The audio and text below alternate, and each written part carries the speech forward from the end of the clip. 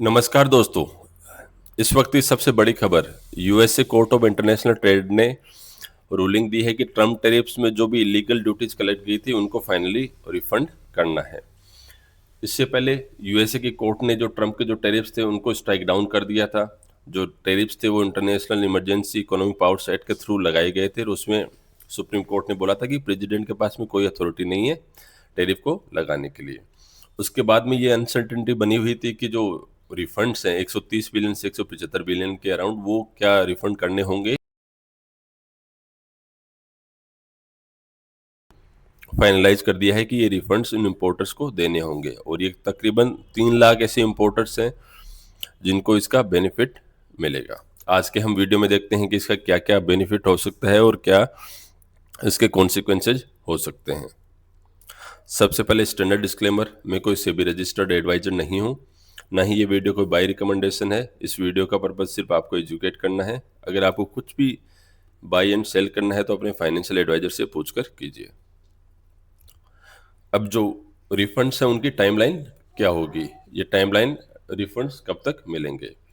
तो सबसे पहले तो सुप्रीम कोर्ट इसके अंदर एक डिजाइन करेगा रिफंड सिस्टम को। कोर्ट ने जस्ट अभी रूलिंग ये दी है कि रिफंड्स मिलेंगे, लेकिन इसके लिए क्या प्रोसीजर होगी, क्या फॉर्म्स फिल करने होंगे, वो अभी भी वर्कआउट करना बाकी है और कोर्ट इन क्लेम्स को सुपरवाइज करेगा। उसके बाद में कस्टम्स ड्यूटीज को रिकैलकुलेट करेगा, customs and border protection, and फिर उनको एंट्रीज को फाइनलाइज करेगा। और थर्ड स्टेप में रिफंड इश्यूएंस होगा और जो ये रिफंड इश्यू होगा ये इंटरेस्ट के साथ में ही इश्यू होगा।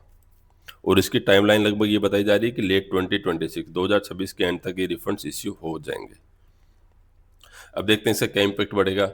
सबसे पहला इम्पैक्ट तो यूएसए गवर्नमेंट के लिए तो इसका इम्पैक्ट नेगेटिव ही है। उनको काफ़ी सारा रिफंड देना पड़ेगा प्लस इंटरेस्ट भी पे करना पड़ेगा।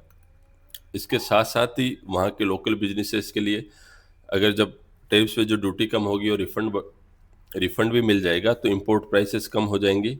इससे क्या होगा, गुड्स चीप वैल्यू पे यूएसए मार्केट में अवेलेबल होंगे और इन्फ्लेशन कम होगा।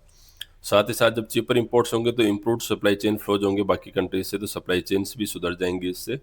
साथ ही साथ ट्रेड रिलेशंस भी कंट्रीज के साथ में अच्छे रहेंगे। जो ट्रेड टेंशंस हैं वो घटती हुई हमें नजर आएंगे।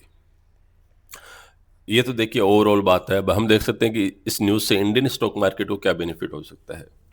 तो इंडियन स्टॉक मार्केट के अंदर जो सबसे ज़्यादा बेनिफिट जिनको हो सकता है वो है टेक्सटाइल्स एक्सपोर्टर्स। अगर टैरिफ कम हो रहे हैं, ट्रेड टेंशन ईज हो रही है और रिफंड भी मिल रहे हैं तो टेक्सटाइल सेक्टर के अंदर हमें अच्छी खासी बढ़त देखने को मिल सकती है। उसके अंदर जो पॉसिबल विनर्स है जिसमें हमें ध्यान रखना है वो है Welspun India, then KPR Mill, Trident Limited, Raymond and Indo Count share शेयर। नेक्स्ट लेवल पे आते हैं ऑटो कंपोनेंट एक्सपोर्टर्स। यूएसए के जितने भी ऑटोमोबाइल जो मैन्युफैक्चरर्स हैं उनके लिए जो ऑटो के कंपोनेंट्स होते हैं वो इंडियन फर्म्स ही एक्सपोर्ट करती हैं। तो इनमें सबसे ज़्यादा बेनिफिट होने वाला है भारत फोर्ज जो फोर्जिंग्स बनाते हैं, मदरसन संवर्धन मदरसन, सोना बीएलडब्ल्यू फोर्जिंग्स बनाती है जो एन इंड्योरेंस टेक्नोलॉजीज। इसके साथ ही साथ जो सबसे बड़ा इसका जो बेनिफिशियरी होगा फार्मा सेक्टर्स। इंडिया का जो जेनरिक मेडिसिन का जो मैन्युफैक्चरर्स हैं उनको इसकी सबसे ज़्यादा बेनिफिट मिलेगी। Sun Pharmaceuticals, doctor Reddy's laboratories, Aurobindo pharma and Lupin limited पे आज आपकी नज़र होनी चाहिए। अब इसके साथ साथ देखते हैं कि कई कई सेक्टर्स को नेगेटिवली अफेक्ट कर सकता है। तो उसमें सबसे पहला है डोमेस्टिक स्टील प्रोड्यूसर्स।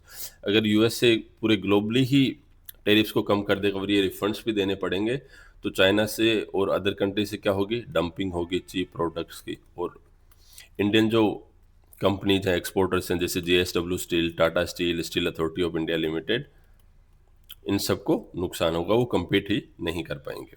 साथ ही साथ Indian James and jewellery segment, ये भी हमने देखा है कि जो इंडिया का जेम्स एंड ज्वेलरी सेगमेंट है वो हाईली डिपेंडेंट है यूएस की डिमांड में और ट्रेड पॉलिसीज में। और लास्ट टाइम भी हमने भी देखा है कोई भी डिसीजन होता है तो सबसे पहले James and jewellery segment affect होता है। तो टाइटन, राजेश एक्सपोर्ट्स, कल्याण ज्वेलर्स, वैभव गोयल, इन सब पे हमारी आज नज़र होनी चाहिए।